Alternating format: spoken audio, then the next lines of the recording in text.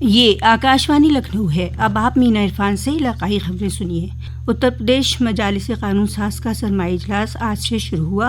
آج ایوان کی موجودہ اور سابقہ ممبران کے انتقال پر انہیں خراج عقیدت پیش کرنے کے بعد کارروائی ملتوی کر دی گئی۔ اس مرتبہ کچھ نئے ضوابط کے ساتھ یہ اجلاس منعقد ہو رہا ہے۔ اس کے تحت ایوان کے ممبران اب ایوان میں موبائل فون، بینر، پوسٹر وغیرہ لے کر نہیں جا سکیں گے۔ اسمبلی کے گزشتہ اجلاس میں یہ نئی رول بک منظور کی گئی تھی۔ 29 نومبر کو آرڈیننس اور نوٹیفیکیشن کو ایوان میں رکھا جائے گا۔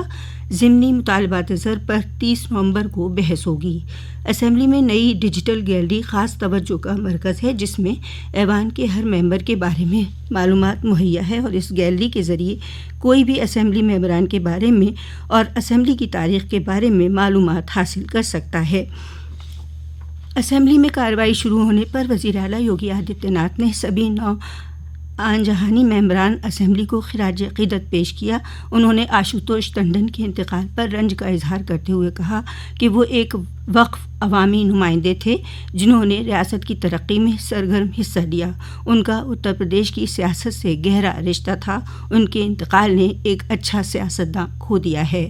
حزب اختلاف کے لیڈر اکھلیش یادو نے بھی آشوتوش ٹنڈن کے انتقال پر انہیں اور دوسرے آن جہانی ممبران کو خراج عقیدت پیش کیا۔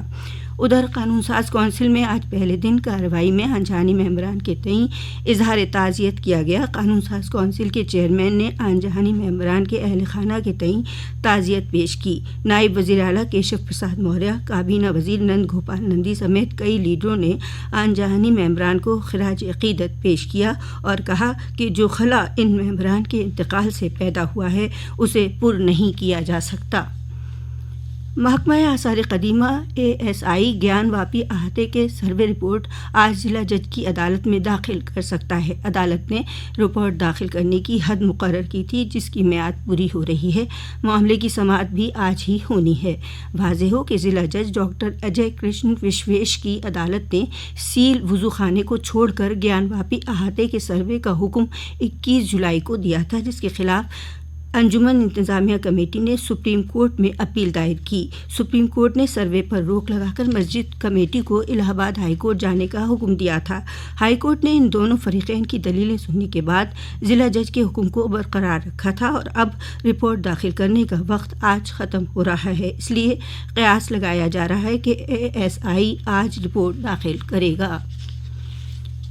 متھرا میں 27 نومبر سے 6 فروری 2024 تک متھرا جنکشن ریلوے اسٹیشن پر 297 ٹرینوں کی آمد و رفت روک دی گئی ہے، کیونکہ یہاں یارڈ کی ری ماڈلنگ کا کام شروع ہو گیا ہے۔ اس فیصلے سے تقریباً 2.5 ماہ میں 5,000 کروڑ کے ریلوے اور صنعت کاروں کو نقصان ہونے کا اندیشہ ہے۔ اس سے سب سے زیادہ ہوٹل مالکان، ٹیکسی ڈرائیور اور کھانے پینے کی اشیاء کے ٹھیلے اور خومچے لگانے والے متاثر ہوں گے، کیونکہ اس دوران نئے سال کی شروعات ہوگی اور لاکھوں کی تعداد میں عقیدت مند متھرا آتے ہیں۔ اتر پردیش کی وزیر اعلیٰ یوگی آدتیہ ناتھ کی ہدایت پر اٹاوہ ضلع پولیس کا مجرموں کے خلاف بڑا ایکشن جاری ہے۔ اٹاوہ کے سینئر پولیس کپتان سنجے کمار نے بتایا کہ اٹاوہ پولیس نے 1 جنوری 2023 سے 26 نومبر تک 417 مجرموں پر غنڈہ ایکٹ میں کارروائی کی۔ 172 مجرموں کی ہسٹری شیٹ کھولی گئی اور 99 گینگسٹرز کو گرفتار کیا گیا۔ وہیں 3 کروڑ 7 لاکھ کی املاک سیز کی گئی اور 23 ہتھیاروں کے لائسنس رد کیے گئے۔ سید مودی بین الاقوامی بیڈمنٹن مقابلہ لکھنؤ میں آج سے شروع ہو رہا ہے۔ اس کا افتتاح وزیر اعلیٰ یوگی آدتیہ ناتھ نے کیا۔